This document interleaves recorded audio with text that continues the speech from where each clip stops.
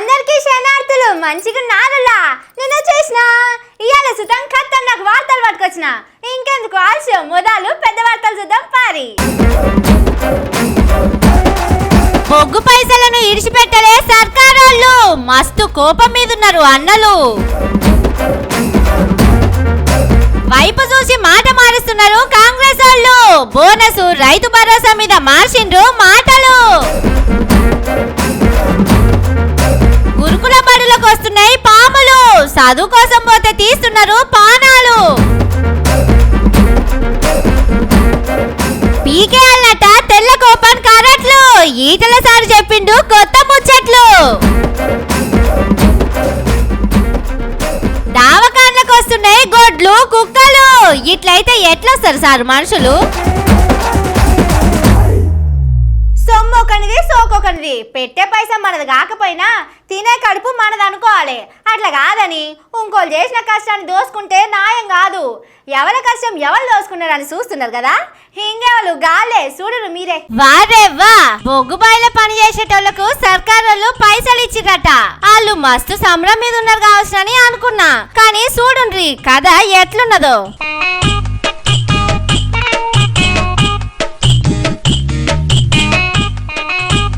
సంబురాలు కాదుల్లో మస్తు గరం మీద ఉన్నారు వాళ్ళందరూ. నమ్మినందుకు మాకు నున్నగా గుండు కొట్టిండ్రని కోపం చేస్తున్నారు. ఆమ్దానిలా వాళ్ళకు కూడా పాలు వంచుతామని చెప్పి దానికి పెద్ద తూడి పెట్టింది సర్కారు. మీదికెళ్ళి ఎవ్వడి అనంత ఇస్తున్నామని గప్పాలు కొట్టుకుంటున్నది. పోయినేడు 2222 కోట్ల లాభం వచ్చింది సింగరేణికి. బొగ్గుబాయిల పనిచేసేటోళ్లకు అందుట్లా 32% పలు అంటే ఇచ్చిండ్రు సర్కారోళ్ళు.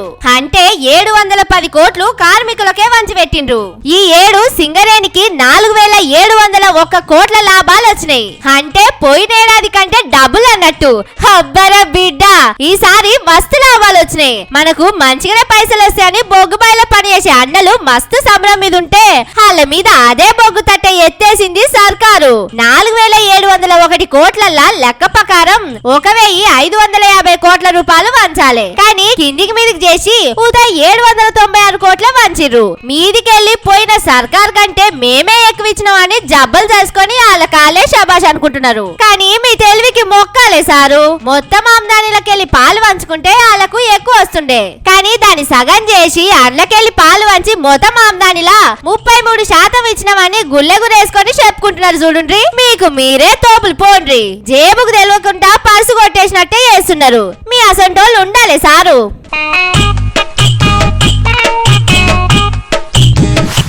మసిబూసి మారేడుకాయ చేయాలి, తిమ్మిని బమ్మి చేయాలి, ఉన్నది లేనట్టు లేనిది ఉన్నట్టు చూపించి కనికట్టు చేయాలి. ఎట్లనన్నా చేసి ఓట్లేపించుకోవాలి, ఆ తర్వాత హ్యాండ్ ఇయ్యాలి. గిట్లనే ఉన్నది ఇప్పుడు మరి ముచ్చట. అదేందో ఈ వార్త చూడు తెలుస్తుంది. ఎలక్షన్లు ఉన్నాయంటే చాలు జనాలకు ఎక్కలేని హామీలు ఇచ్చుట్లా చేయి పాటలు అందరికంటే ముంగటుంటారు. జూట మాటలు చెప్పి జనాలకు నమ్మించి ఓట్లేయించుకున్నాక అవతలి గట్టెక్కుతారు. ఓట్లప్పుడేమో మీరు ఎంత వరన్న వండించుకోరి, మద్దతు ధర మీద 500 ఎక్కువనే ఇస్తాం, వెనుకకు పోయేదే లేదని అడ్డం పొడుగు మాటలు మస్తు చెప్పిండు రేవంత్ సారు. రైతులకు నేను మాట ఇస్తున్నా, ఎంతైనా ఊరి పండించుకోండి. 500 రూపాయల బోనస్ అదనంగా ఇచ్చి మీ ఒడ్లు కొనే బాధ్యత మా ప్రభుత్వానికి. ఇప్పుడేమో దొడ్డు వడ్లు పండించే రైతుల నోట్లే మట్టి కొట్టి సన్న వడ్లకే 500 అదనంగా ఇస్తామని ప్రకటన చేసిండ్రు. ఈ ఖరీఫ్ పంట నుంచే సన్నాలకి ప్రభుత్వం ఎంఎస్పీ పై 500 రూపాయల క్వింటాల్ కి అదనపు ధరకి కొనబోతున్నాం. గింత డోగ బాధ్యతన ఉంటదా? మొదట్లనేమో వరి వేస్తే చాలు 500 ఇస్తా అని, ఇప్పుడు సన్న వడ్లకు మాత్రమే ఇస్తే దొడ్డు వడ్లు వేసినోళ్ళు ఎటు పోవాలి?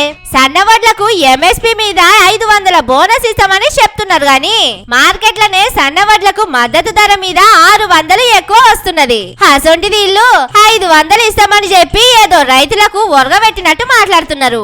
అంతేకాదు సర్కారు ఇచ్చే కంటే ముందే రైతుల చేతులకు పైసలు వస్తాయి. ఓట్లప్పుడు మీరు ఇచ్చిన 6 గ్యారంటీలనే వరికి బోనస్ అని చెప్పిర్రు. ఇప్పుడు ఆ మాట దాటేసి సన్న వడ్లకే ఇస్తామంటున్నారు. గిట్ట మాట తప్పుతారా? మీరు ప్రచారానికి వచ్చినప్పుడు మీకే ఓట్లేస్తామని చెప్పి ఓట్ల నాడు ఏరే పార్టీలకేస్తే మీరు గెలిచేటోళ్ళా? ఇప్పుడు మమ్మల్ని ఇట్లా ఆగం చేసేటోళ్ళా అని రైతులు అడుగుతున్నారు. మీ పిల్లగాళ్లను హాస్టళ్లకు పంపుతున్నారా? అయితే ముందుగాల పాములు పట్టుడు నేర్పిర్రి, లేదంటే పాము కలిస్తే ఏం చేయాలో చెప్పి పంపిర్రి. హాస్టల్కి పాములకి ఏం సంబంధం అని అనుకుంటున్నారా? ఉంది, బరాబర్ ఉంది. రాష్ట్రంలో చదువులు రోజు రోజుకు అధ్వానం అవుతున్నాయి. హాస్టళ్లు, సర్కారు బడులు చెప్పరాకుంటే అవుతున్నాయి. మొన్నటిదాకా అన్నంలా బుడ్డ పురుగులు వచ్చినాయి. ఇప్పుడు హాస్టల్ రూమ్లల్లా ఏకంగా పెద్ద పెద్ద పాములే వచ్చి చదువుకునే పిల్లగాళ్లను కాటేస్తున్నాయి. చూసిరు కదా నాగుం పాము ఎట్ల బుసలు కొడుతుందో. ఇది సిరిసిల్ల జిల్లా ఇల్లంతకుంట మండలం గాలిపల్లి బీసీ హాస్టల్. రోహిత్ అనే పిల్లగాడు ఈ హాస్టల్ అనే ఉండి చదువుకుంటున్నాడు.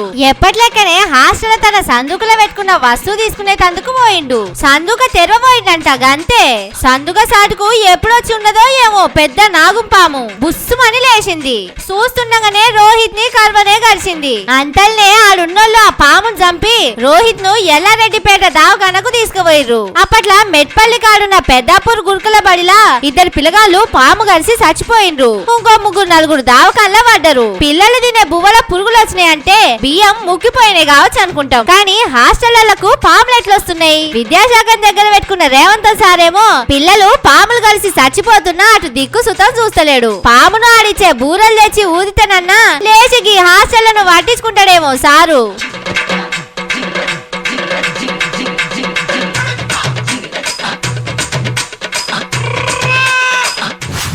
మీకు తెల్ల రేషన్ కార్డు ఉందా? అయితే కట్ చేయాల్సిందే. ఆరోగ్యశ్రీ వస్తుందా? అయితే బంద్ చేయాల్సిందే. ఉచిత పథకాలు వస్తున్నాయా? ఇక ఇప్పటికెళ్ళి రావు. అదేందని పరేషాన్ అవుతున్నారా? ఇవి నేనన్న మాటలు కాదుల్లా. ఎవరన్నారో తెలుసా? ఈ వార్త చూడుర్రి, మీకే తెలుస్తుంది. దేశానికి పెద్ద తిప్పలే వచ్చింది పోండ్రి. ఇప్పటికిప్పుడు పెద్ద పనే పెట్టిండు ఈటల సారు. అదేంది అని చూస్తున్నారా? మోడీ గారు ఎందుకు పెట్టింది? ఎక్కడో 77 సంవత్సరాల తర్వాత కూడా ఈ దేశంలో పేదరికం పెరిగిపోతున్నది. ఆకలి ఉన్నది, దుఃఖం ఉన్నది, ఇక్కడ అన్ఎంప్లాయ్మెంట్ ఉన్నది. ఇవాళ మొన్నటి బడ్జెట్ లో 1,00,000 కోట్ల రూపాయలు ఎందుకు పెట్టబడ్డది? చెప్పినట్టుగా అరే ఎక్కడో రాంగ్. ఈ దేశంలో టెలివిజన్ కార్డు సంఖ్య తగ్గాలి. ఈ దేశంలో ఆరోగ్యశ్రీ కార్డు సంఖ్య తగ్గాలి. ఈ దేశంలో నువ్వు ఇయ్యద్దు బిడ్డ, నేను బతకగలుగుతున్నటువంటి స్థాయి రావాలి. వీళ్ళకి ఎక్కడ కూడా అడుక్కోని ఉండదు. వీళ్ళు రేషన్ కార్డు కోసము లేకపోతే ఆరోగ్యశ్రీ కార్డు కోసము అడుక్కోని ఎవరికి ఉండదు, గుర్తుపెట్టుకోండి. దేశానికి స్వతంత్రం వచ్చి గిన్నెలైనా ఏ మార్పు రాలేదట. జనాలు అసలు మారుతనే లేరట. అందుకే సర్కారోళ్ళు ఇచ్చే తెల్ల రేషన్ కార్డులు, ఆరోగ్యశ్రీ అసొంటి ఇచ్చుడు బంద్ చేయాలని అంటున్నాడు. సారు మీరన్నమాట నిజమే. దేశంలో ఉన్నోడు ఇంకా ఉన్నోడే అవుతున్నాడు, లేనోడు ఇంకా జరంత లోపలికే అవుతున్నాడు. మీరు చెప్పినట్టు రోజు రోజుకు పేదరికం ఇంకా జరంత ఎక్కువనే ఎందుకు అవుతున్నది? చదువుతున్నోళ్లకు కొలువులు ఎందుకు వస్తలేవు? 10 ఏళ్లకెళ్ళి మీ పార్టీలు ఉన్నోళ్లే ఢిల్లీలో అధికారంలో ఉన్నారు కదా, ఏం చేసిరు మరి? మీ అసొంటోళ్ళు వాళ్ళ బతుకులు బాగా చేశారనే కదా సారు ఓట్లేసి గెలిపించింది. మీరేమో గెలిచినాక అవతల గడ్డెక్కి మళ్ళా ఓట్ల దాకా ఇటు మర్రి కూడా చూడరాయే. ఇంకేలా మారుతాయి పేదోళ్ల బతుకులు? నీతి శాస్త్రాలు మస్తుగా చెప్పొచ్చు సారు, చేతులకు వచ్చేసరికి కదా ఏరే తిరుగుంటది. 10 ఏళ్లకెళ్ళి పేదోళ్ల బతుకుల్లా మీరు చేసిన మార్పు, ఇచ్చిన భరోసా ఏందో చూపించి కట్ చేయర్రి సారు రేషన్ కార్డులు. ఏ పేదోనికి కూడా అడక తినాలని ఉండది, కష్టం చేసుకొని బతుకుతామనే చూస్తారు. ఎటొచ్చి వాళ్ళను దోసుకునేటోళ్లతోనే వచ్చింది లొల్లంతా. పెద్దోళ్ళు దోసుక తింటున్నారు కాబట్టే పేదోళ్ళు ఇంకా పేదోళ్ళు అవుతున్నారు. రేషన్ కార్డులు, ఆరోగ్యశ్రీ కార్డుల వంటి వాటి మీద ఆధారపడుతున్నారు. గంత పెద్ద మనిషి ఉండి గా ముచ్చట తెలవకుంటే ఎట్లా సారు?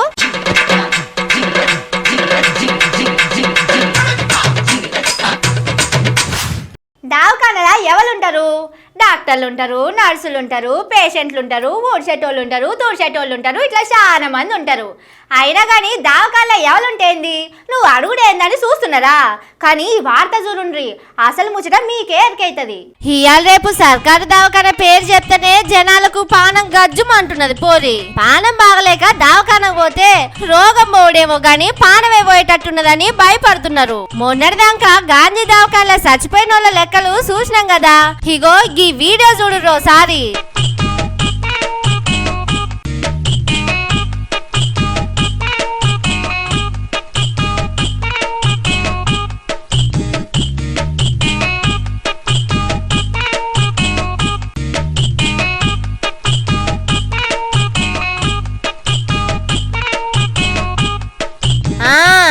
అది ఇది పశువుల దవాఖానను కుక్కల దవాఖానను అనుకోకుర్రి, మనుషుల దవాఖాననే. గిట్ల తయారైంది కాంగ్రెస్ పాలనల సర్కార్ దవాఖానల పరిస్థితి. మనుషులు పోతేనేమో పానాలే పోతున్నాయి.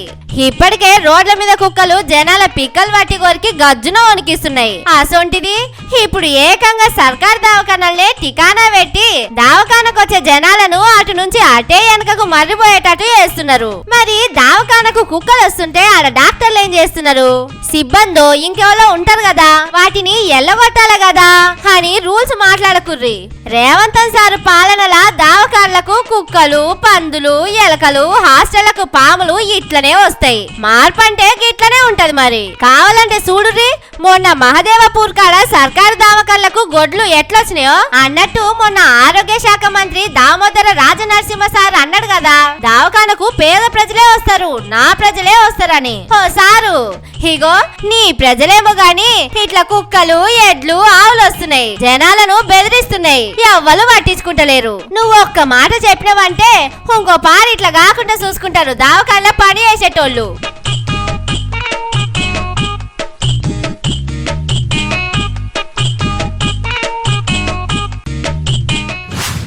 మీకు డాక్టర్ కొలు కావాలనా? 1,00,000 రూపాయలు అవుతాయి. ఎస్ఏ కొలు కావాలంటే అటు ఇటు 1,50,000 పెట్టాలి. అందుకన్నా పెద్ద కొలు కావాలంటే తక్కువలో తక్కువ 2 లక్షలు దగ్గర పెట్టుకోరి. ఇదేంది శృతి కొత్త దుకాణం తెలిసిందని చూస్తున్నారా?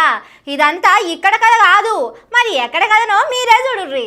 ఇయాల రేపు పైసలుంటే గాని పనే లేదు పోరి. అవును మరి, కృషి ఉంటే మనుషులు ఋషులు అవుతారో కాదో గాని పైసలుంటే మాత్రం IAS IPS కావచ్చు. ఇగో ఈ వీడియోలో కనిపిస్తున్న పిల్లగాడు ఆషామాష మనిషి కాదు, పెద్ద IPS ఆఫీసరు. అగో చూస్తే 15-16 ఏళ్లే ఉంటాడు. IPS ఎట్లయితని చూస్తున్నారా? ముచ్చట తెలవక ముందు అందరూ గిట్లనే పరేషాన్ అయినరు. అసలు కథ తెలిసినాక ముక్కు మీద ఏలేసుకున్నారు. టిక్కు టాకు పోలీస్ డ్రెస్ వేసుకొని ఆఫీసర్లను పెద్ద పెద్ద దుకాణపోలను బెదిరించుకుంటా తిరుగుతున్నాడట. ఒక్కళ్ళు భయపడతారు, ఇద్దరు భయపడతారు, అందరు అట్లా ఉండరు కదా. అందుకే ఎవరో ఒకరు పోలీసులకు ఫిర్యాదు అయినరు. రంగంలోకి దిగిన పోలీసులు అయ్యగారిని పోలీస్ స్టేషన్ కు పట్టుకుపోయి ఏంది కదా అని అడిగిర్రు.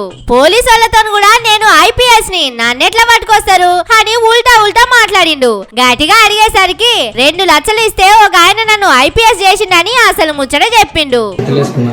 मिथिलेश कुमार, पिता का नाम? घर कहाँ है? कौन सा थाना है? हलसी। कहाँ ये वर्दी कहाँ तुमको मिली? खैरा में मिली। क्या मामला, कौन दिया? मनोज सिंह नाम।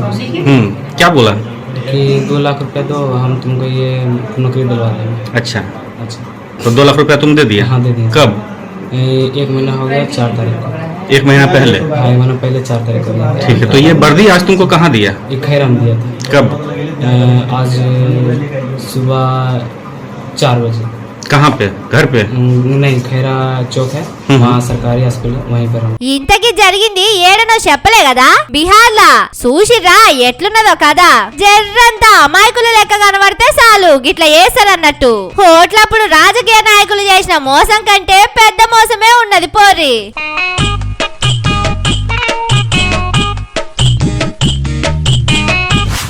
ఇవి మన తీర్మానం ముచ్చట్లు. ఇంక నీ మస్తు మస్తు ముచ్చట్లతోటి మళ్ళీ వస్తా. ఉంటాయిగా.